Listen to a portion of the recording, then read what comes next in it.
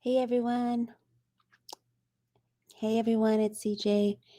Can you guys hear me? I'm having a little audio trouble this morning. Good morning.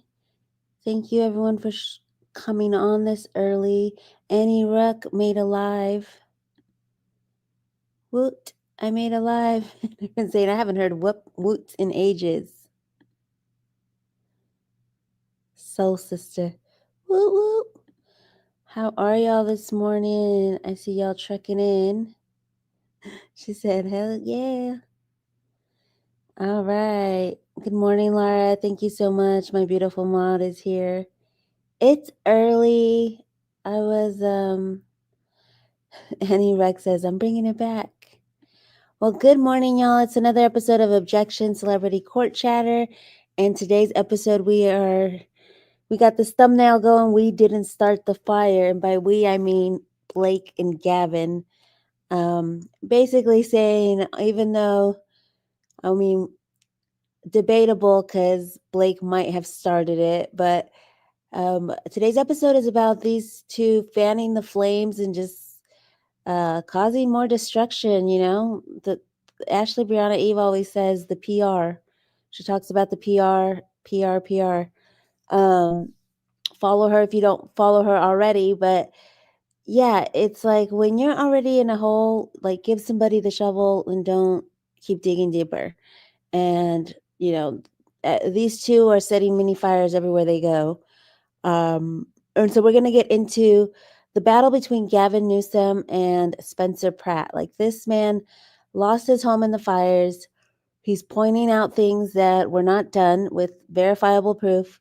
And yet Gavin Newsom is going on a tour to basically call him a C-list star, defame him more or less, because he's saying, he's starting up conspiracy theories and things like that. And so we're going to get into Spencer Pratt's lawsuit against the city, and also what is the beef between him and Newsom, because it's getting spicy. It's something new pops up every day. And then, of course, we're going to start off with Blake Lively and her fires. Yesterday was a crazy day, so I'm just going to get right into it. Hey, DFJ, good morning. How are you? We did a show last night to wrap up the Brian Kohberger case. So if you haven't already checked that out, it was pretty good. We went over the evidence, not the gruesome parts. We kind of just went over the important parts and just wrapped up the case. So yeah. Ooh, look who I have here. Miss Leanne. I didn't know if you were going to make it this morning. Hey, Leanne. Hey. I'm glad I have you on because I'm about to start on the Blake stuff, and it got pretty crazy. This episode is basically about how, they're in denial about how they started the fire. I know. But, they were fanning these flames, PR-wise. This is a dumpster fire, and oh look, there she is, Blake Lively's dumpster fire. Great mind think alike. Blake Lively's dumpster fires. Yeah. So, the creators took a hit yesterday, right? Here you are. Is it a hit really though? Because those letters, I think, are still going to make it to the docket. Okay, are they? Because, and then another thing, I thought, I was like, wait, did he MIB Men in Black nebulize the motions to quash? Because yesterday when you looked at the docket, all of y'all's motions to quash were missing. But I think something was going on with the docket because the numbers were all mixed up, the docket numbers, and then there was a bunch of stuff missing. And then this morning when I brought it up to put on the show, it seemed like they were back up. Yeah, so everything that gets filed goes on the docket unless there's like a motion to strike or something, or the judge strikes it for whatever reason, then it goes on the docket. So I think our letters are still going to go there. It's just the judge is going to, not do anything. But we didn't expect him to do anything anyway. Yeah. I got pissed off because, sorry, I'm already swearing. No. I'm sorry. We can't swear within the first 15 minutes, though. No.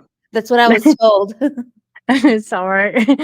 No, but I'm pretty annoyed, because there's this whole, I think if you look at his order, it's like oh, well, he's throwing spaghetti at the wall as well. Like, and he's like, oh, well, only parties or third parties can request a protective order. I was like, okay. And then he said we hadn't demonstrated a sufficient interest or something like that. I can't remember the exact word. It was like, oh, you haven't shown an interest in what's being subpoenaed. It's our data. How is that not showing an interest? Yeah, I have it up here.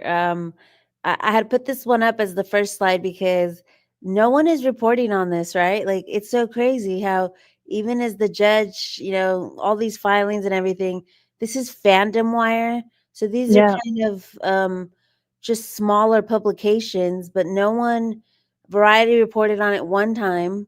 And, Us Weekly, I think yesterday. Oh, did you see my post on that? Because I got that snippet on my post.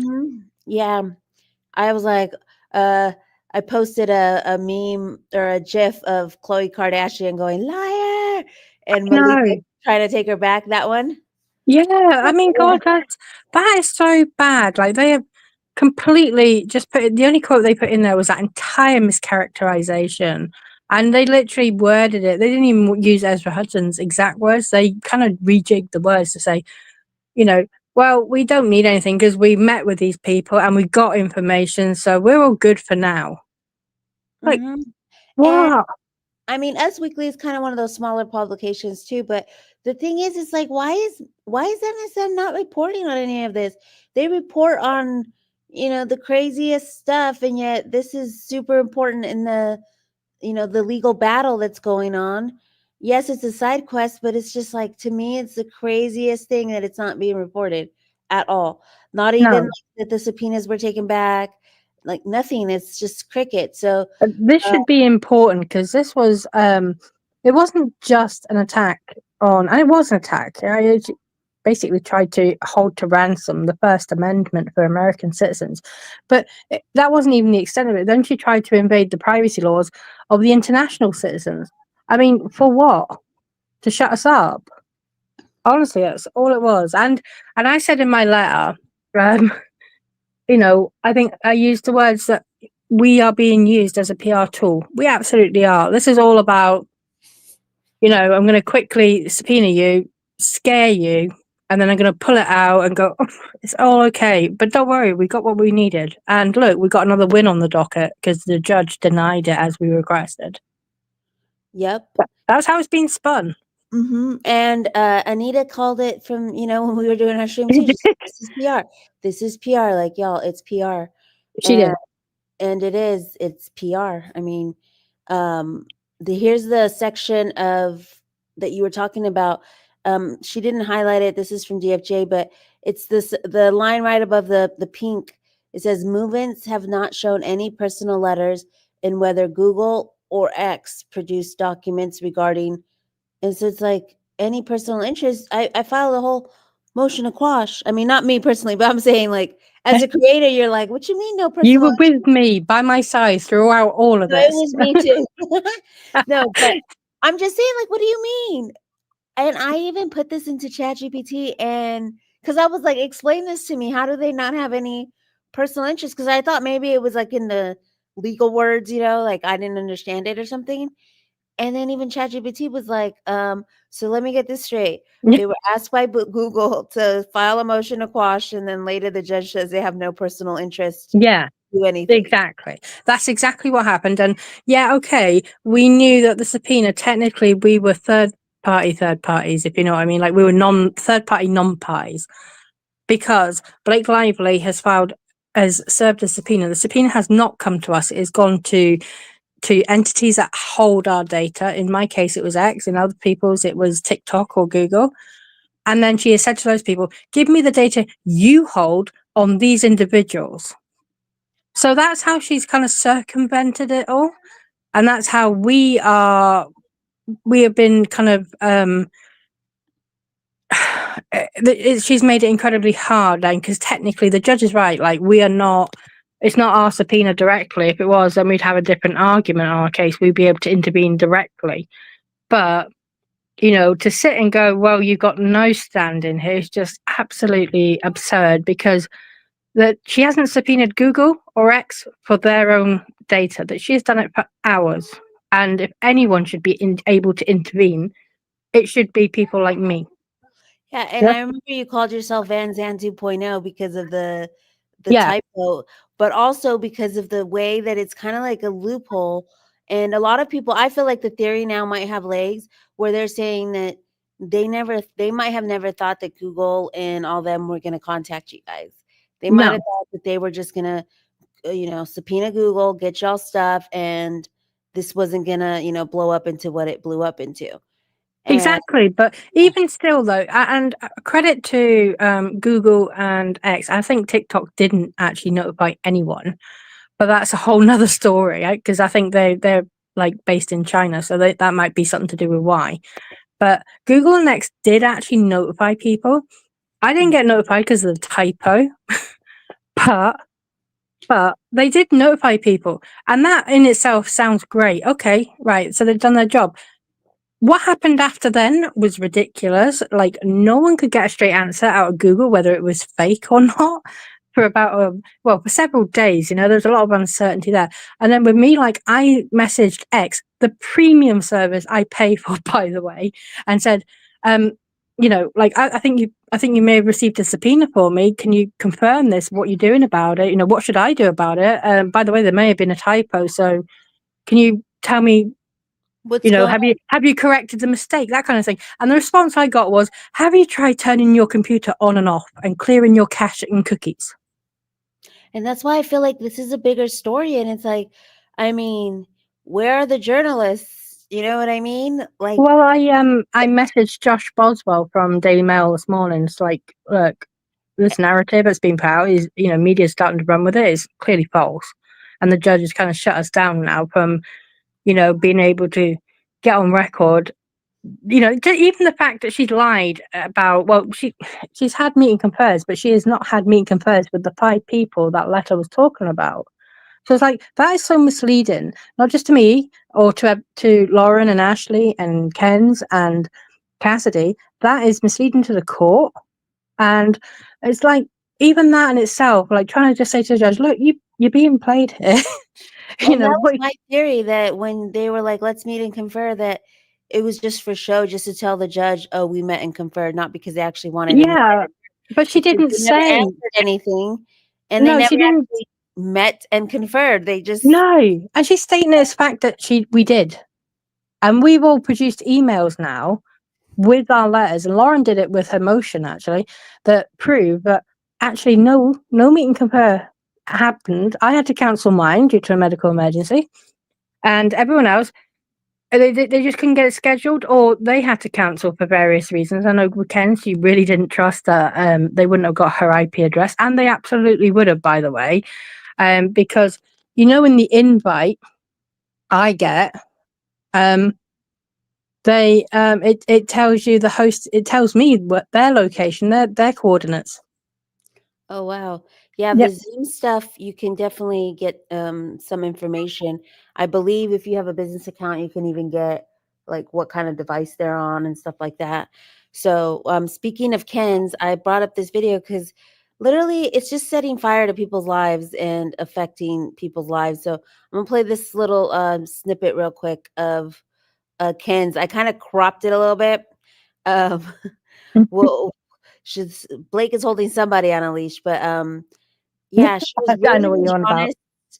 She was really honest and open about her feelings, and I just wanted to play it because this is real people's lives, and that's what we're talking about, is real people's lives, going up in flames over the actions of other people or inactions of other people, in the case of Newsom in the city of LA. Yeah. But I was just really touched by this, so I'm gonna play it real quick. Some of their information and made it public. Thanks. That makes total freaking sense. They can really just get away with anything. And that's probably like the saddest thing. And I am terrified for Justin, honestly. I know there's people out there that are going to say, oh, well, we knew this wasn't going to work. Like, we figured this was going to be the outcome. I still, had hope. Like, I still wanted to believe that the system was going to do its job, going to serve justice, but like, I mean, here we are. And honestly, like, when I got the news, I've cried and been crying off and on, just because, like, it's hard to have faith in humanity and the system when just like all this craziness is happening. Like, you just see it all around us. And just every bad human being is getting away with everything. And this whole experience has just been really a lot to deal with. And it's like, yeah, I joke about it because I'm trying not to, deal with the stress, this whole time, like, it didn't feel real. So that was Ken's, and I was just like, wow, this is someone who was just reporting on something and now, kind of had their life upended. She goes on to talk about how much work she put into that letter for, um, Judge Liman. She's like, I know it's not guaranteed, but it's like I put so much work. She talks about the case law that was like looked into and stuff, and then for him not to read it or to dismiss it, it was just kind of like deflating to her. So if y'all want to watch the full video, she's over on TikTok, as well as YouTube.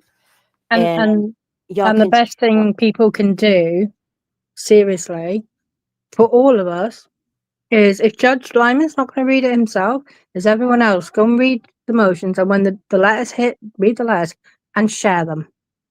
Get everyone to share and repost and so then our voices gets heard and get spread. Yeah, I know Ashley hasn't posted hers yet, but I've posted Leanne's and Kenz's on my X, and then they were read yesterday. At least Leanne's was. Yeah, mine was. Too. No, it was mine. Lauren read mine and her own. Yeah, Lauren read yours and hers. So, I don't know how much she heard of mine though. She laughed so much through it. Oh my gosh, her readings are so funny because I love it when she laughs. The part where you talked about it being untraceable was I love that gold. part. She basically calls him out, like the word untraceable got taken over by Blake Lively. She took authorship of that word. So sorry for our mistake, but yeah, so that's how you guys, and then just supporting the creators, even like a follow, a like, and all that. Ken's goes on to say that, she's grateful for all the support that she saw. So she got to see, another side of humanity. And she did, she got a lot of followers, and she has a lot more eyeballs on her content now. So she said she's going to take a little break and then and come back and, continue to report on it. And my my phrase about the spaghetti on the wall. That got put into a song, the new song by Kirby. Oh, is there a new one? Yeah, it's so good. It's very Britney-like. I'll have to pull it up for tomorrow's stream because I already had one lined up for today, for Spencer's wife as our outro. But yeah, I'm gonna have to look it up. I didn't know he had a new one, so I'll have to look it up. So is it about the subpoenas? What is it called? Yeah, no, it's about what is it? Bear with, I'll go and find it actually because it is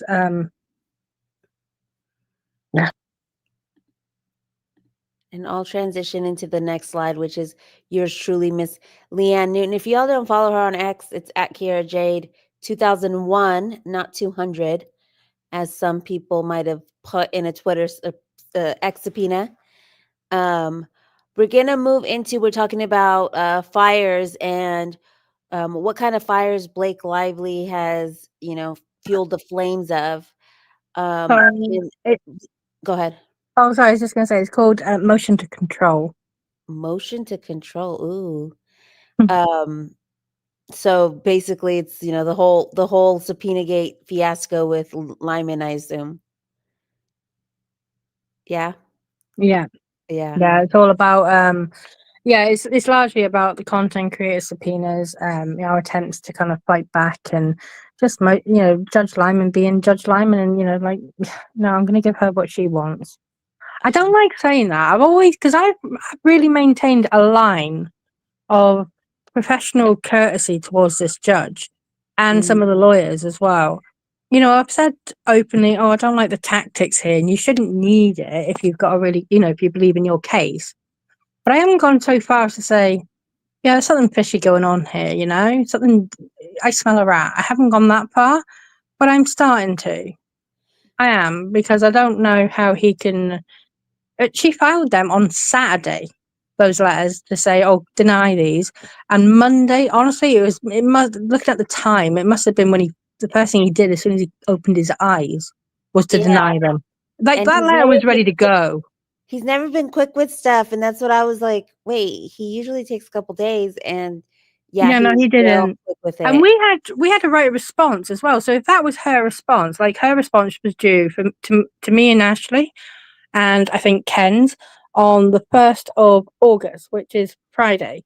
And we were entitled to another reply then to her response on the 5th. So if that's her response, we've been denied our reply. Just saying. I mean, I agree with you. So here you're talking about the Sarowitz family and Steve Sarowitz. He was subjected to an arson attempt and extortion under the threat of kidnapping their daughter. And you say, well, there's no evidence that the Livelies were involved. The unproven threat that Steve Sarowitz is going to spend $100 million to destroy Blake Lively. And the journalists were here for this. The journalists reported this ad nauseum, that with no proof, just a CRD that is, you know, complaint that, or I think it was the First Amendment complaint that had this, that it was allegedly said. They ran with this, headlines ran with this. This was, you know, the top of the headline led with this. He's going to spend $100 million to destroy Blake Lively. That keeps getting recycled into every filing from the Lively parties. And that was referenced in the arson attempt. And, you know, while they, like she says, while they weren't directly involved, the fact that they didn't redact a lot of the stuff from their filings. I'm not sure if Steve Sarowitz was one of the addresses that was unredacted, but I know a couple of the other ones were. But what I'm saying is, between, you know, not redacting names and then the stuff that they put into their filings as truth, it's dangerous, you know. And Steve Sarowitz's all Wayfarer parties' addresses and various things are on the docket.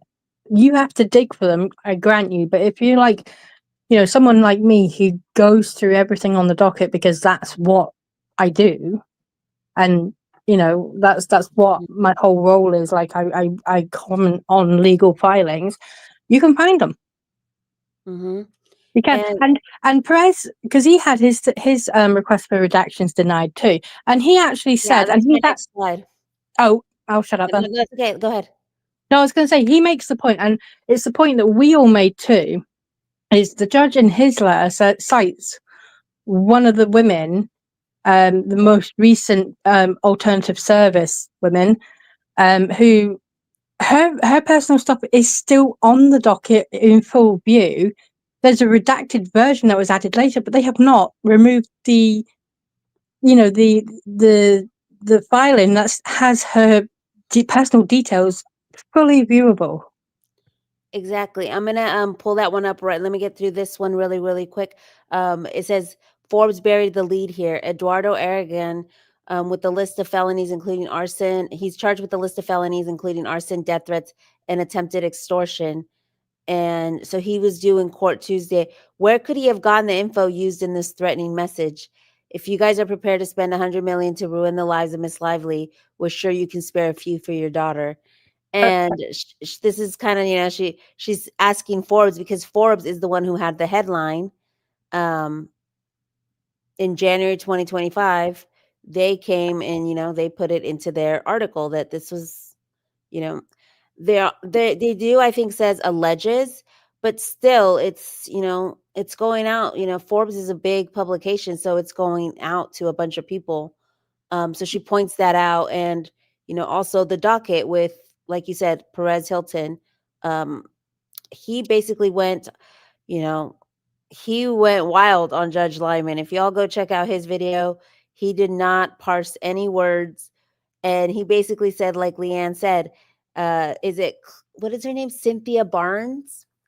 So Cynthia yeah, Barnes is a Cynthia employee Barnes. of Wayfair. And so when he denied it, so here's the first page of the filing. But it's on the docket now. You can see it. It's basically denying Perez Hilton the right to having his information protected. And so the judge basically said he doesn't have to uh, enter a protective order because there's already protective orders in place in the docket. Um, and the one that he cites is docket number 444, I believe. Or no, he cites Cynthia Barnes, but Perez Hilton basically went back and he's like, yes, they did redact her, or post to redact her address, but if you go back to the filing 444, it's still there, the one that has her address. So y'all know how, like, they went through all that to be like, her address needs to be redacted. The posting that basically doxed her is still up. It's still up, Leanne. Like, how is it still up? Well, now you know, right? Because I was mindfully aware of that anyway, right? And I know how sketchy Blake Lively is. God knows I've been talking about it myself often enough. And I went to the extreme measure of actually changing my name just to be able to file without using my real name. Wow. Yeah, you did tell us that. And with these people, it's like you just never know. And that's why, part of the episode was to think that you were defending Lyman at first. And Perez, I felt like he went really, really ham with it. Like rightfully so. People are upset with the judge, but he was like, Yeah, I'm not a defendant in this case. I can say what I want. And he but called him out. there's a real reason why Perez is upset and why we all are. And I didn't like the way he responded to Cassidy as well when she tried to file anonymously, and he is kind of wording up, I will not entertain. Like, dude, shut up and sit in your box, will you? Like, I'm getting annoyed now, but I really don't like that approach. And to sort of say, well, you need to prove why it would not be prejudicial to the defendants, to the, like, are you kidding me? Not the defendants, the plaintiff. In this case, that's Blake Lively. Why would it be? Why have I got to prove that Blake Lively, me filing in a different name to stop Blake Lively getting personal information, which she's trying to do in a completely unethical and improper way in the first place? Why have I got to prove that me keeping my name hidden is going to be prejudicial to her? What's the point of subpoena if I can't fight this without revealing the details she's trying to subpoena? Yeah, and that's the thing, is that a lot of people said in Lauren's chat yesterday, they were like, well, they did get some information. They got y'all's emails and real names, because a lot of people filed under the real names. And so they did through that filing, were able to extract some information. And even in Lauren's case, she admitted that she had communicated to Friedman, not that he communicated back or anything. Same. It was something as simple as just like, I think one of them was like asking about the Baha'i stuff or something. But either way, so they did extract through the explanation some information. But that is not what they were suggesting. They were suggesting, well, we're trying to prove a smear campaign.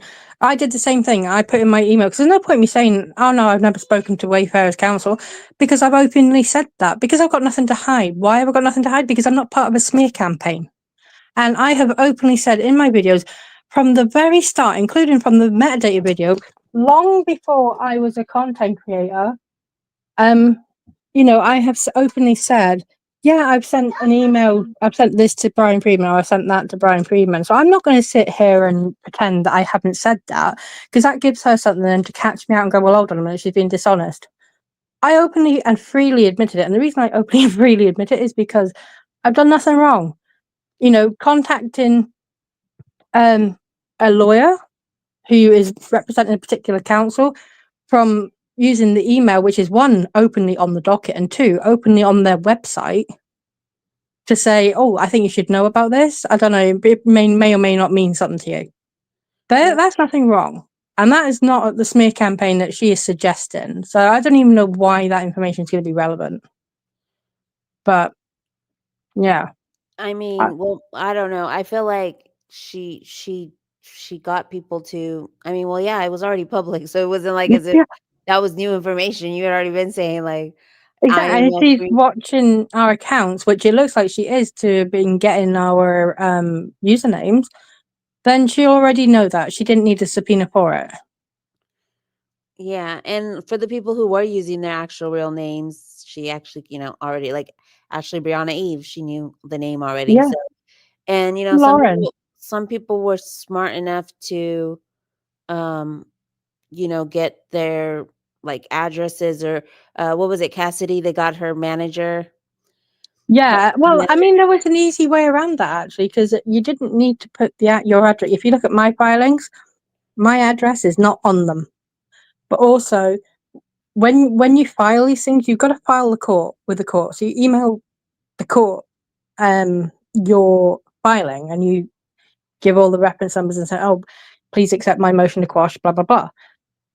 I then did a set, and in that you do have to put an address and a phone number so they can contact you. Then you have to serve. You also have to serve the lawyers for the parties, like one lawyer from each law firm.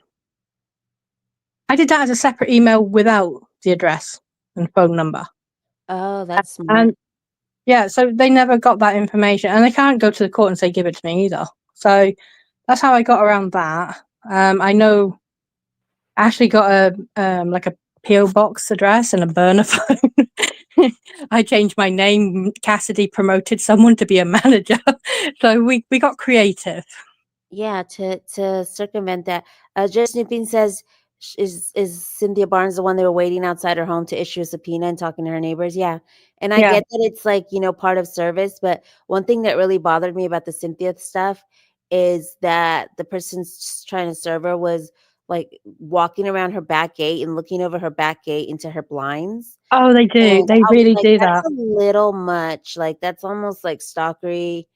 I mean, I get it. They're trying to serve, but going over someone's back gate and trying to look into their blinds is just the Well, craziest. to give you context of that, yeah, because they do stuff like that. That's not a surprise to me. However, I do find it's overreach when this is a civil subpoena for a non-party. Like it's not even a criminal warrant. It's not a civil subpoena for one of the actual parties. It is for it's like a civil subpoena for a non-party in this case, and these are the kind of tactics. Like, so I mean, I'm sitting here licking my wounds, thinking, well, Jesus Christ, I've just been crapped on from a great height. But actually, there are people who have had weirdos turning up at their house and speaking to the neighbors. And when you speak to neighbors, and you can't give the full context, but the neighbors get an idea that something's going on. Oh, well, and then they start gossiping, and you've got to live in that area. Yep. And so at least, yours was electronic, but yeah, there are people who are getting, still subpoenaed, and she just was approved to start subpoenaing people because she can't get a hold of them personally to subpoena them through other means. We've seen the Instagram one, we've seen The LinkedIn one, that was LinkedIn, wild. and then now this one, it was like, as long as you just leave them voicemail and tack it to the door, you're okay. So yeah, it's just fires everywhere. What do you think, to wrap up Blake's right before we get into Spence? I mean, this is it is a PR fire because there was some reports on it, but because mass media didn't really report on it, do you think all this is going to hurt her reputation in like the court of public opinion, though? Because now we know that she went after, bedazzled spatula with one subscriber, Oh, had it and crying all day for what? that poor girl as well, Leslie G. She is on TikTok. She's reached out to me, so I'm going to give her a hand. to get her emotion to caution. But she's literally like myself, a domestic violence survivor, and coming from that perspective, like when I talk about it. Yeah, okay, I've got a legal hit background, but first and foremost, I went through a 10-year incredibly abusive marriage, and I speak about it. I went through a 4-year criminal investigation and everything that went with that. So I come at it from that perspective. And this poor girl, she's posted pictures, that were taken at the time, with her bruised face, and it's like really gives you a visual of what the hell is going on here. And we all do seem to be targeted because we have spoken, maybe give or take one or two, but the vast majority of us have spoken about some kind of abuse at some point. Or like in Andy's case was he was a falsely accused. So we all come from that perspective, apart from one or two, like I say. But it's absolutely wild. She's targeting people who are speaking out about domestic violence. But then why am I surprised? Justin Baldoni tried to speak out about domestic violence, and she put him in a basement. Yeah, and then they changed the whole marketing plan so he wouldn't talk about domestic violence. Exactly. And I don't know, that's alleged. Where's my ticker? I didn't put up my ticker today, y'all. I need reminders. They changed the marketing plan. Maximum Effect took over. Come on, we've seen that in the text messages. There's no I'll say it. So I just put it on there every show just in case, like I say something, because you never know. I'm always the allegedly girl. Remember when me and Anita and you were on the stream? I'm like, allegedly. But the domestic violence part, it was like they didn't want to talk about it. It was like, no, they didn't take it seriously. And even when, if a domestic violence survivor wants to come up and talk to you about this, how can they approach you? What's the best way? And it seemed like, they weren't taking it seriously. So it's not beneath her to, go after these people like Ken's. Ken's is a child abuse survivor and also SA survivor, I think. Yeah. And so, yeah, she went after these people and re-traumatized them, basically. Cassidy has been openly said. Cassidy has said in her filings, she's had to go back to therapy over this. I've been having panic attacks again. Because I'm getting, and it's not even from Blake Lively, and I will probably wrap up soon because I've got to rush up and do something. But even from what Blake Lively directly has done with these subpoenas and the way she's handled it is disgraceful. It really is, and I expect it from her.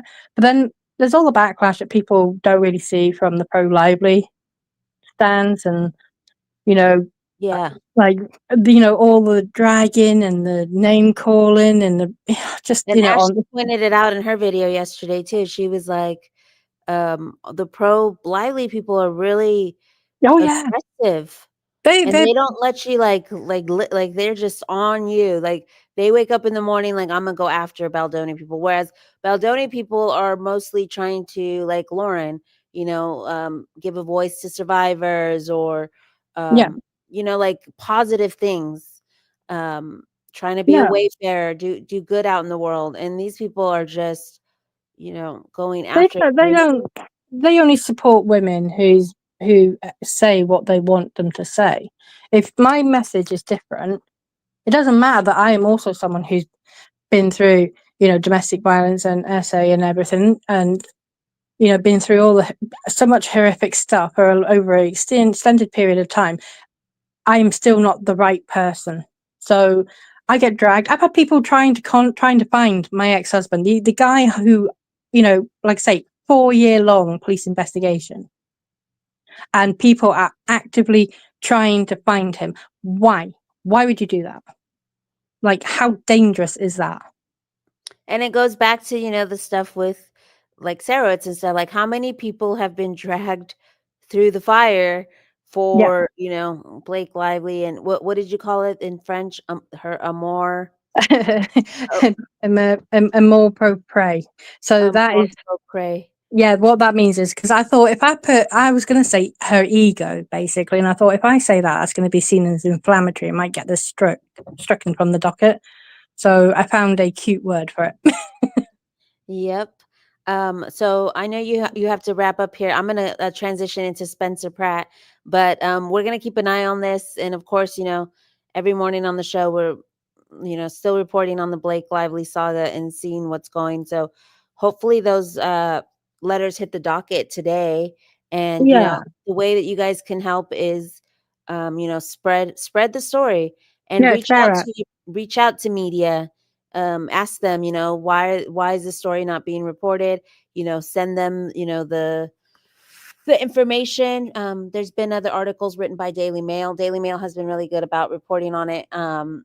Yeah, that's why I contacted Josh, actually. I was like, well, if I'm going to get anywhere, it might be him.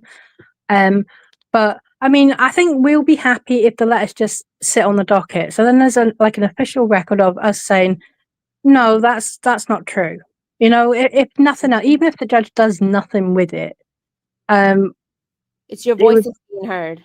yeah, I think that's all we want is because we're being attacked from all angles. Obviously, Ashley is incredibly worried. She's in PR, and being trustable and confidentiality are incredibly important. And if there's like a hint or an allegation being floated that she may have just handed over information, that's going to be detrimental to her and her business. And we had none. I can speak for I can say this because all of them have said it, and they've said it publicly. We have no information. We weren't involved. We myself and Lauren, said, yeah, we have contacted the council.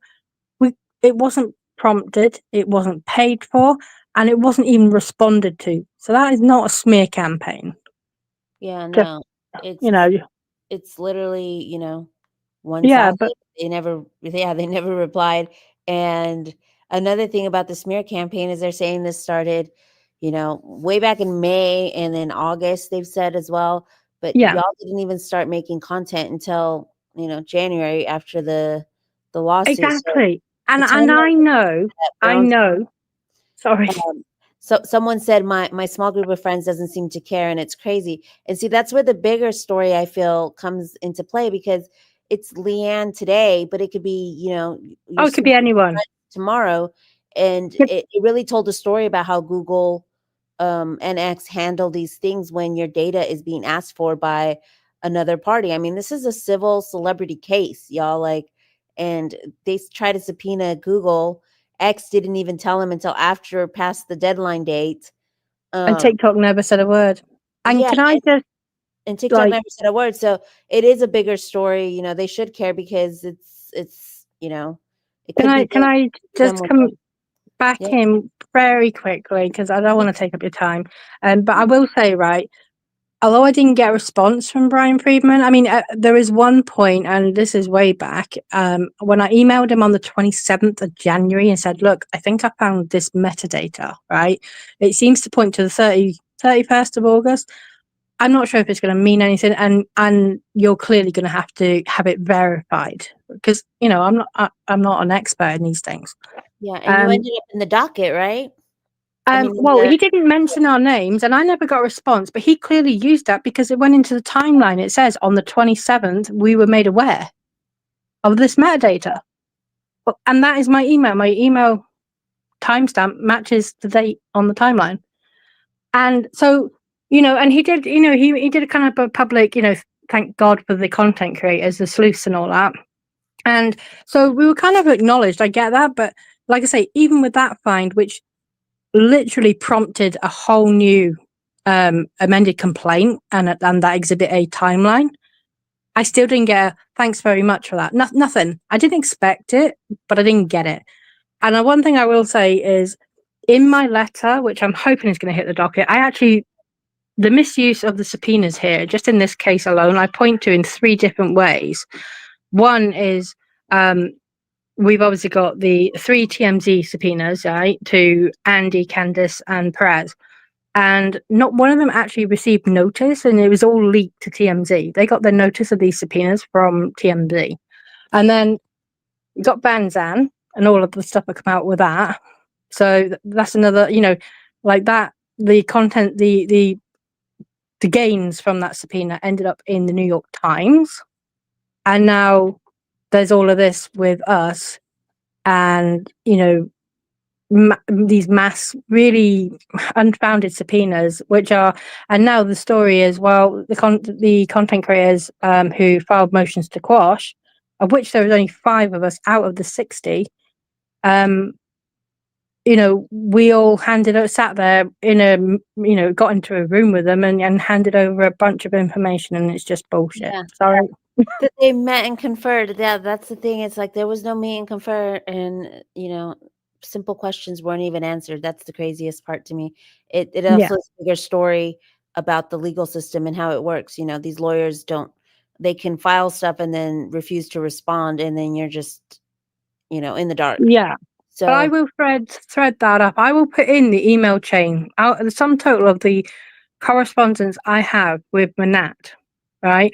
Because even when you were getting correspondence from 4 of some of the most senior lawyers were in on that correspondence, right? 4 of them versus me.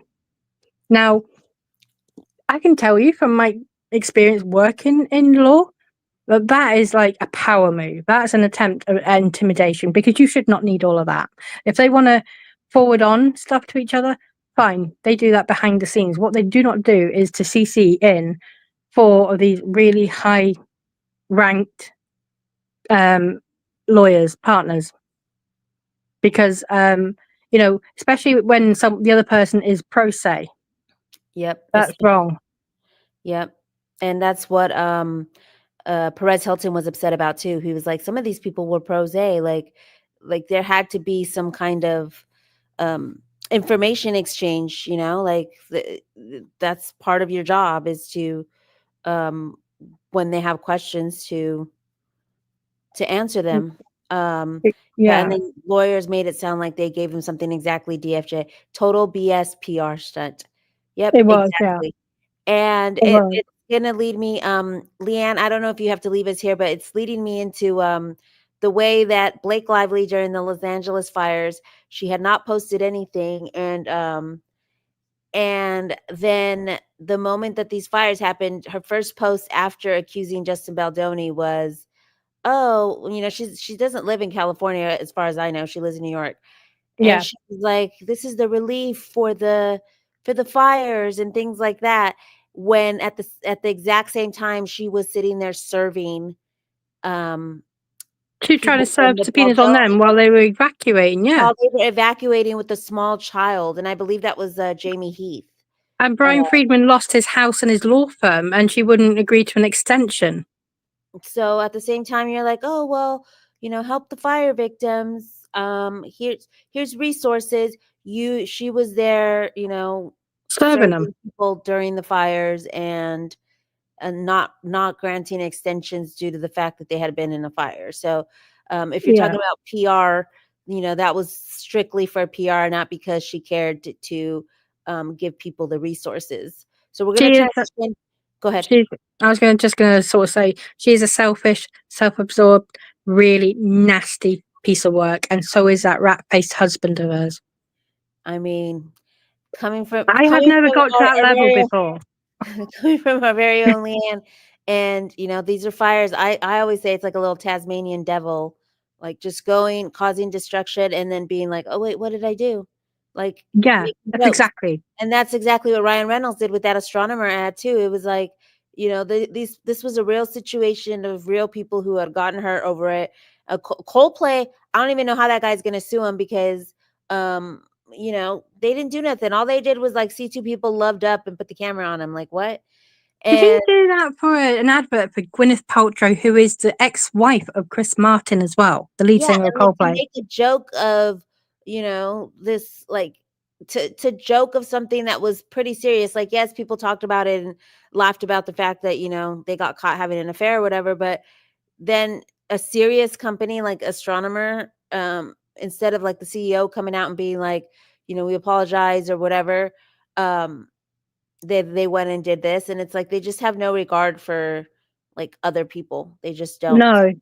But they really don't. They do not care. And that, I think, shocked Oh, me. raisin eyes.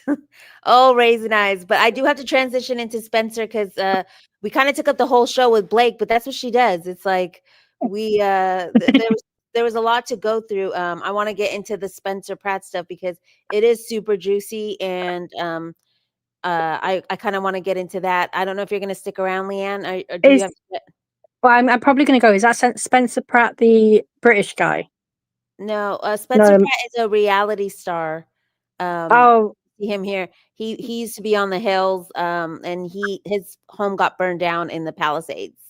yeah. No, you said you lost me at reality, so I'm going to go. Oh yeah, reality TV. Okay, Do thank you you know for me? joining us, Stan. And I wanted to give you a voice. That's why you're like, oh, let me see. I was like, no, like I want to give you a voice. I have a smaller channel, but it's Yeah, important for us to talk about this, and whatever I can do for my part. This is why I put up Ken's up there and everything. No, you've been incredible, CJ. I did end up taking up too much of the time that you've got for this, so I am sorry for that. It's just really raw at the moment, so I will be more restrained. I've got a lot No, off my chest. I wanted to give you that voice, and it had to be said. This is the episode of We Didn't Start the Fire. Well, you might not think you did, but yes, you did. You're starting little mini fires everywhere you go, and then everyone else has to try and put them out for you. I'm sure Yeah. the lawyers were spending tons of time going, "What the f did we do?" Because all these motions of quash were coming in, working overtime. It's just crazy, and Yeah. the destruction that's in her. She says, I want the Rebel Wilson update. Yes, I did. I did some more research on Rebel Wilson last night, but I can't find the dang copyright claim I can that have a look started if it you all. want. Do you know where it might be? Where? The copyright claim, where might it be? I can have a look. Oh, okay, yeah. If you can help me with that, because Yeah. I'm trying to find where it all started. Was she wanted a writing credit, and there was some kind of dispute, and I believe it did go to court about her In not getting that writing credit. So I'm trying to which find that. court? I don't know. That's the thing. I think it might be California. I don't know Okay. where it was filed because we have Australia in play. One of the companies is from the UK. One of Yeah. the filings is in Australia, and then the other one, there is one out of California, but I don't know where they would, because the movie was filmed in Australia. So I'm just kind of been poking around trying to see where I can find it. But yeah, we're definitely sleuthing it out, DFJ. The show's going to be on Friday. So that's where I'm going to spill all the tea is Friday night. Okay. I'll But yeah, have a look. Hit me up later on, right? And give I me will some details and I'll have a look for you and see if we can find it. appreciate you, Leanne. Thank you so much. Oh, I love you. Love you too. Okay, we're gonna get into this quickly. So thank you everyone for sticking around. We usually do an hour show, and I know yesterday I got a comment saying show's too long, but I really wanted to point out, every aspect of how Blake Lively has been, destroying people's lives pretty much. People actually had her farm, Ken's had her thing going, and it caused a lot of stress and strife, and these people were not part of a smear campaign. So I really wanted to give him a voice. We're moving into Spencer Pratt. They never came. It says reality star Spencer Pratt said he plans to sue the state of California after losing his $3 million home to the ongoing wildfires in the Los Angeles area. It says they never came. I watched from the security cameras until our house burned down. There were no fire trucks. And so he basically ended up filing this lawsuit here, and I linked it in the description. And he's suing the city of LA because of we're going to get into it. He's basically saying the case arises out of the devastating Palisades fire, and he posts pictures of the devastation. Look at this. Look at the mere devastation. And this is while people were trying to flee in their cars and stuff. This is when Blake Lively was trying to serve the Baldoni parties as they were going through this type of destruction, these fires taking over their homes. So sorry, I keep going back to Blake, but it's just, it's crazy. And so it says, as the New York Times put it, the Palisades fire exposed a web of government weak by design. On information and belief, the Palisades fire was an inescapable and unavoidable consequence of the water supply system servicing the area in and around Pacific Palisades as it was planned and constructed. The system necessarily failed, and this failure was a substantial factor in causing plaintiffs to suffer the losses alleged in the complaint. For example, the Santa Ynez Reservoir that services the Pacific Palisades was completely offline and emptied before the fires erupted in the area, leaving fire crews little to no water to fight the Palisades fire. The Santa Ynez Reservoir has been out of commission since February of 2024, awaiting repairs to its cover. Defendant, Los Angeles Department of Water and Power. So this is who they're also suing. It's the city of LA and then the LADWP, the Water and Power Company. Made the conscious decision to operate the water supply system with the reservoir drained and unusable as a cost-saving measure. So it goes on to explain all of that, and how everyone had to. It says it spread quickly, and people had to, flee on foot, leave their cars behind, abandon their vehicles on Palisades Drive, and run for their lives. So it was, very real destruction. And then he ends up asking as his cause of action something called, it's up here, it's called inverse condemnation. So I did not know what that meant. So I looked it up and found this.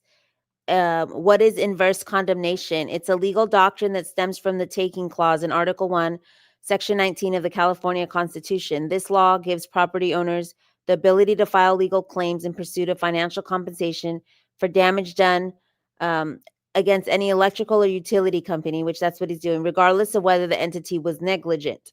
But in this case, they were negligent.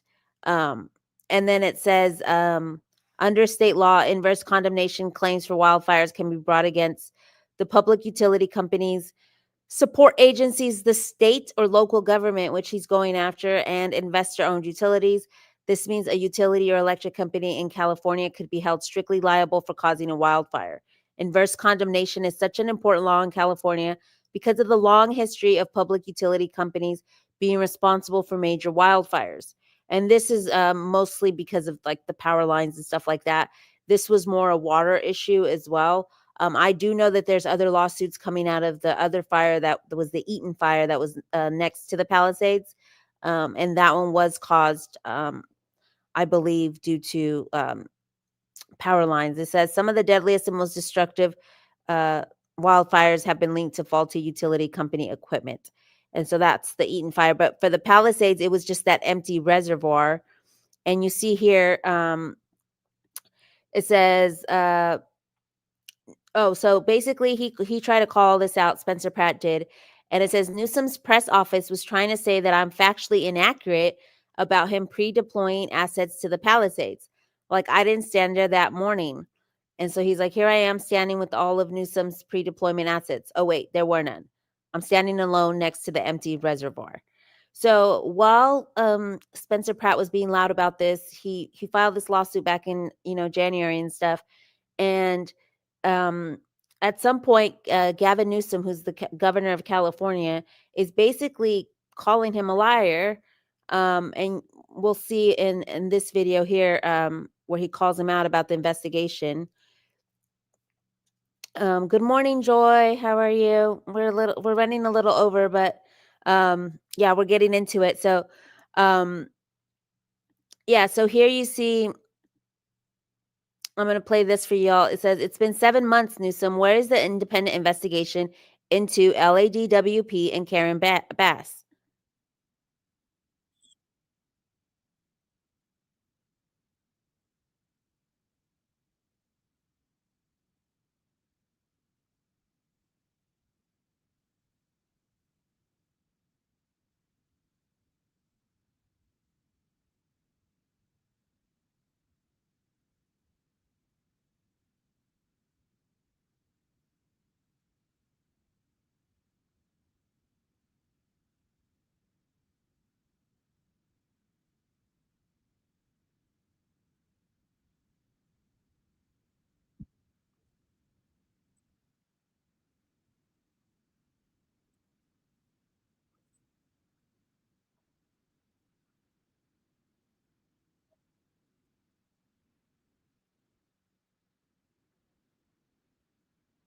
And I love how he's just teasing him because of the way, oh, there's no sound. We can't hear you.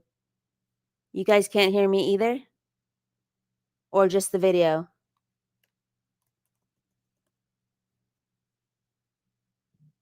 Was it just the video? Can you guys hear me or? Okay, so I'm back. There's sound now.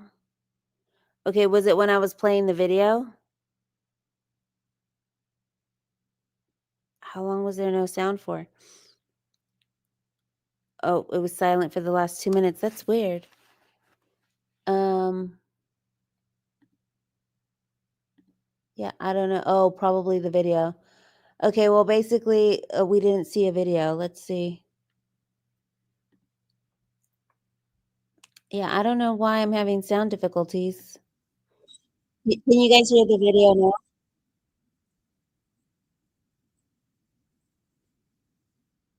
Oh. Streets are asking, yelling about what the hell Can happened? y'all hear it now? What happened to the water system? Was it, and by the way, was it just overwhelm that you had so much that was used? We drew it down. Can you see Was it it now? pipes? Was it electricity? Was it a combination of pipes, electricities, and pumps? What was that drawdown impossible? Because you lost 7,000+ structures right here anyway, and every single structure we lost had a pipe that was leaking, and we'd have lost that water pressure anyway. Did it contribute in any way? It's been 7 months. I would love to see this independent investigation to get down to what happened with the water. You mean the empty reservoirs that Karen Bass and the LADWP knew about? That. Can we get that investigation, please? Thank you. Also called for an independent investigation. So I love his little faces. Sorry about the sound, y'all. I don't know. I started the why does he always sound like an 80-year-old smoker? I was having trouble with sound when I first came on before I even started. It was saying something about the audio. So sorry about that. And so yeah, so basically Gavin Newsom is calling Spencer a liar when he has the pictures of the empty reservoir. It's known that they, pointed out that the reservoir was empty, months before this even happened. And they were like, well, we're trying to save money on repairs. And so we got to, figure out who can repair it for cheap. And, it was kind of like bureaucracy. And, that's kind of like, I keep going back to Blake Lively, but, the whole Blake Lively thing where, we're attached to the legal system of, Judge Liman. Like he's the one who, and the same thing here. It's like, except it's government, these people's homes got, put up in flames because, the government said, oh, well, we want to save money and, we'll do it, later. So he basically calls them out. And Governor Newsom, and I know I found this out through Daily Dose of Donna and Zach Peters both reported on it when this happened, is that the governor went on his official @GovPres office X and tweeted out that says the governor is helping families rebuild, and it's shameful how a C-list reality TV star and anonymous Twitter accounts continue to spread misinformation that fuels fear in this community. Now, he calls it misinformation, and we're going to get into why it's not misinformation. Spencer says, calling a concerned citizen who lost his home in the Palisades C-list for what? Demanding answers? That's not leadership. That's shameful. Newsom, you let the state park burn down, and it burned down my home, my parents' home, and my whole community. I'll continue to speak up for my hometown, and I'll see you in court. And so if you guys want any more updates on this, the best place to get him is at Spencer Pratt. This is his X, and this is where he's updating everything. So this is where I'm getting my information on the case. Is directly through the source. And yeah, so if you guys want to keep up with the case, this is where you would go. And so basically what he went on to, so not only is he suing about the reservoir and all that stuff, is that there was this concert called Fireaid that was supposed to give money to the victims of the wildfires, right? And you see Billie Eilish there and stuff. And Spencer Pratt actually, he did a lot to raise money for the Palisades in the aftermath. He worked endlessly, was constantly trying to raise money. And so he ends up pointing out that the Fireaid money that was supposed to be given to fire victims did not go directly to fire victims. And so what they did was they gave it to these nonprofits, and some of these nonprofits were either not in the area or, never went directly to the people. The money never went directly to the people who needed it. And so he points this out, and the governor's office cites it as misinformation. So we're going to get into what this Fox 5 reporter basically called it misinformation. They go on to say there's so much misinformation about Fireaid spreading online. Let's state the fact. Government Newsom is not in control of Fireaid. Now, what Spencer was pointing out was that Governor Newsom and his wife had a nonprofit that was involved in it was one of the nonprofits that was involved with Fireaid and that received money. And so he was basically saying, they were involved in this, and, none of this money ever went to the victims. So they wasn't saying that they had control of the money. It was saying you were part of a nonprofit that was, given funds for this. And the funds were never distributed. Fireaid is an independent private organization that raised $100 million after the California fires. Instead of giving direct grants to fire victims, they instead chose to give money to nonprofits to distribute the funds. Fine, right? Many of the nonprofits delivered much needed money to victims, and there are many examples of that. But you're going to see someone who actually did a deep dive into it. There are questions about how the vetting of why some nonprofits were chosen to receive and how much they received. They've been the subject of extensive reporting by Fox 11 this week. After Representative Kevin Kiley saw that reporting, he called for a federal investigation. So there must have been something compelling in order to investigate this, right? Kiley is now in touch with Fireaid reps to get more clarity on the counting, as are we. We've repeatedly invited a representative of Fireaid to join us live, but they have declined. I hope that changes. Well, one person who did go on the news to talk about this, and I'm going to play this little clip, hopefully it plays, is this woman who did her own research and went out boots on the ground. So I'm going to play this real quick. I've never seen any Fireaid money. How do I apply for Fireaid money? And I thought, well, I've never thought about that. There's 12,000 people, basically 12,000 homes gone. Those people probably want to know where the money is. This will be an easy task to find out. Mm-hmm. So I contacted the Annenberg. They never responded. And the Annenberg is Foundation, because they are overseeing the wildfire funds. Yes. So I emailed them several times. They never responded. I called them several times. They never responded. And finally, it was like almost 2 weeks later, a woman got back to me and she said, "Oh, I'm sorry for the delay. The person you need to speak to is Chris Wallace. He's the media spokesperson for wildfire funds." So I contacted Chris and I said, victims want to know when they can get their money. Seems like a very simple question. Mm-hmm. He said, basically, they don't. All this money are going to nonprofits, and then nonprofits will take care of making sure the money's distributed. So I looked at initially they gave $50 million to about 120 nonprofits. And I looked at these nonprofits, and one of them said, we help mobile home parks. And there were 2 mobile home parks in the Palisades, all low income. Mm-hmm. And so I contacted the people there. They had never received any money. They had never heard of that.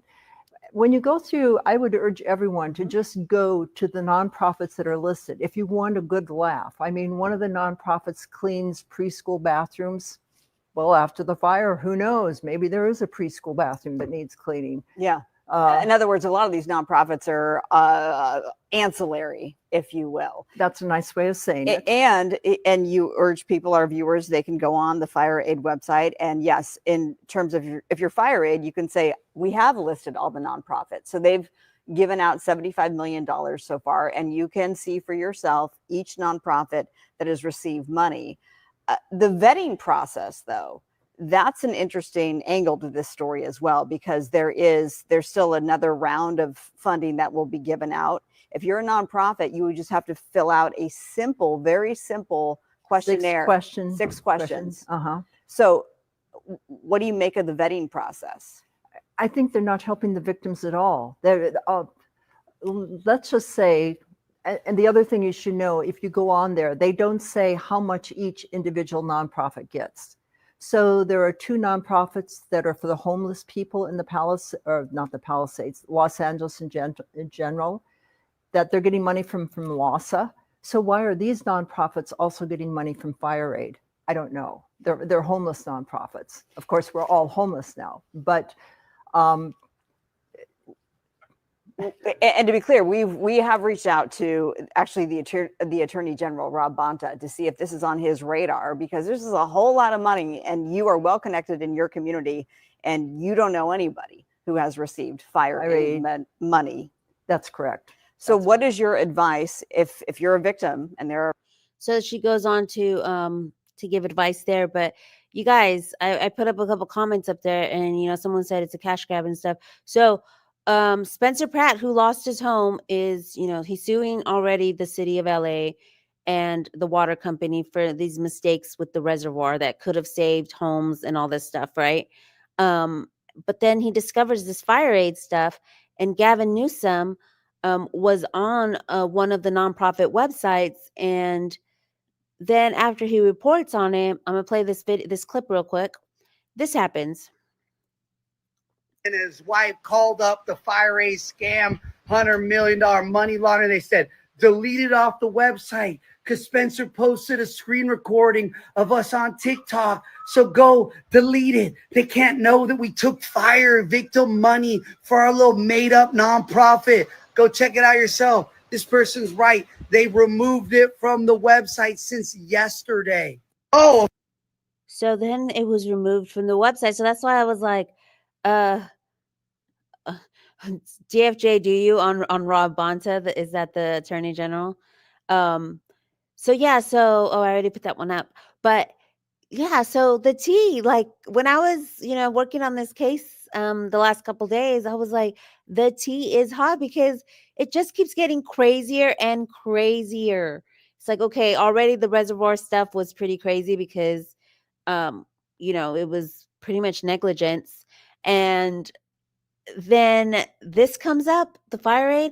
You know, Gavin Newsom is trying to go after a you know, a resident. You know, he calls him a reality TV star. No, he was a resident of the Palisades. He lost his home. His family, his parents lost their home. Everything he'd ever bought was lost in that fire. And then come to find out that all the work that he did to raise money and all that stuff, and all the work that all these people who came together to raise money, and none of the victims of, you know, like I said, there was one where one of the nonprofits wasn't even in the Palisades. It was another like city over. And so it's like those victims, you know, it was money for the Palisades and the fire victims. DFJ says, yes, the Attorney General has so much tea. He also reports any comments he doesn't like on his ex. So, you know, these are the people who are in charge of the investigations and stuff. I don't know if he's going to get an investigation, but he's being really loud.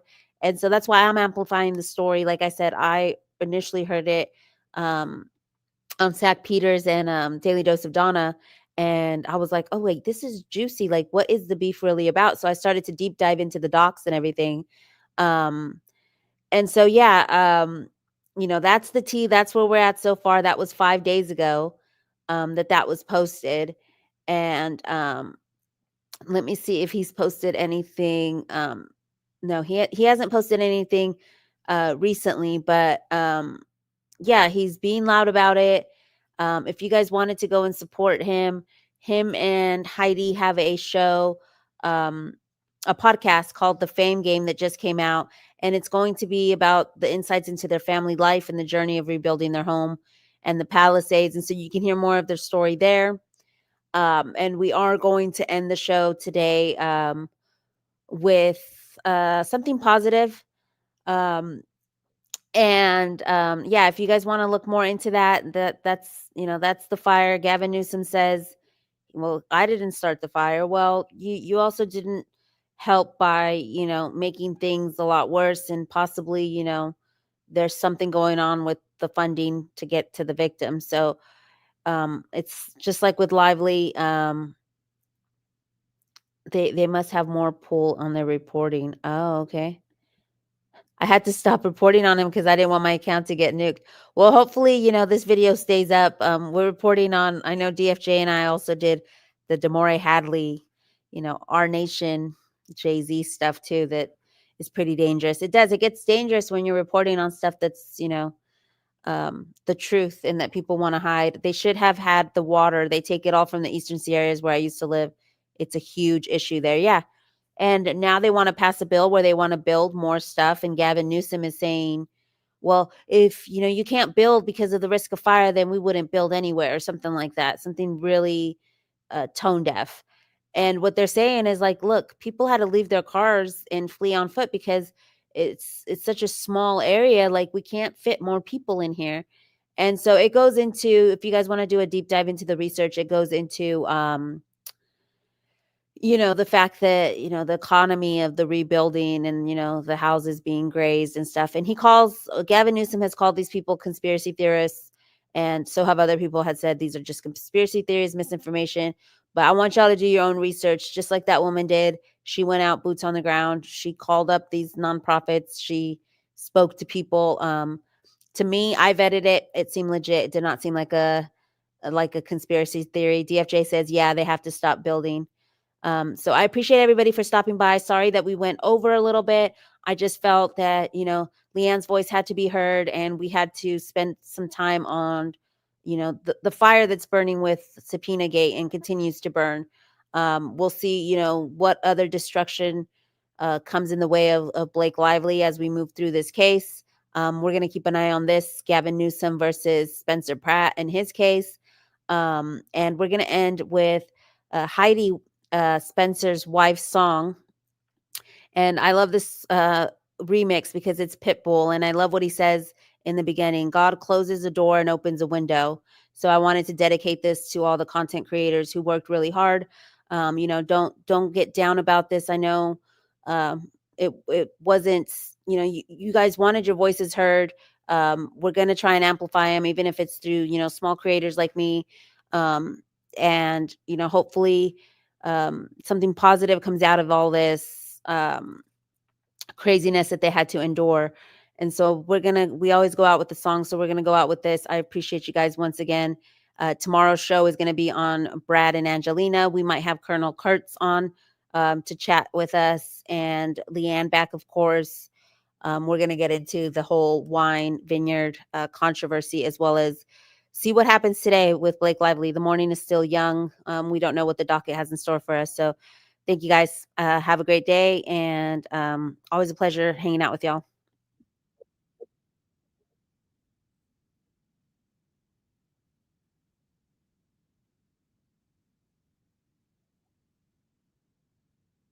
Bring the world together.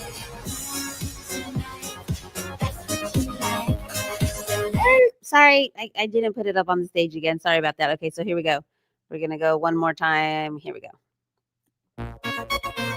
Heidi, you know what they say. Mr. Worldwide, God closes the door to open the window. L.A., one love, and love is forever. So let's use this song and bring the world together.